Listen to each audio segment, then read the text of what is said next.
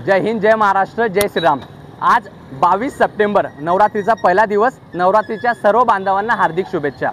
आता आपण बोलणार आहोत छत्रपती श्री शिवरायांचा जो पुतळा आहे त्याच्या समोरील विद्युत डीपी बद्दल। आपण आता भुसावळमध्ये संत गाडगेबाबा प्राथमिक विद्या मंदिर आणि त्याच्या पुढे असलेल्या पीपल्स कॉलेज जवळील या उघड्या विद्युत डीपी बद्दल एक तक्रार घेऊन महावितरणाकडे जाणार आहोत।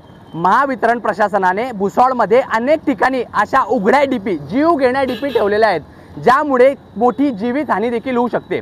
हा परिसर अतिशय रहदारीचा परिसर असून या ठिकाणी अनेक गुरढोरं सुद्धा जात असतात आणि या विद्युत डीपी जमिनीपासून खूप कमी उंचीवर असल्याने खाली पाणी साचून इथे विद्युत करंट येण्याची सुद्धा धोका येऊ शकतो। तसेच या ठिकाणी पीपल्स कॉलेज समोरच लहान मुलांचे गाडगेबाबा प्राथमिक विद्या मंदिर भुसावळ आहे आणि माझ्या शेजारीच युनियन बँक ऑफ इंडियाची शाखा आहे।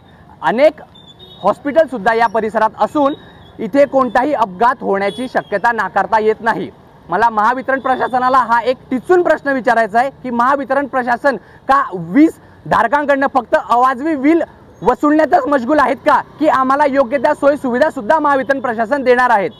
जर या परिसरात या जीवघेण्या डीपीमुळे कोणतीही जीवितहानी झाली किंवा कोणतीही दुर्घटना झाली तर या सर्वस्वी जबाबदार महावितरण प्रशासन, ऊर्जा मंत्रीच राहतील। आणि लवकरात लवकर नवरात्रीच्या 9 दिवसांच्या आत या समस्येचे सोल्युशन नाही झाले तर महावितरणाविरुद्ध जन आंदोलन करण्यात येईल। हा मी तुम्हाला एक इशारा सुद्धा देतोय। जय हिंद, जय महाराष्ट्र, जय श्रीराम।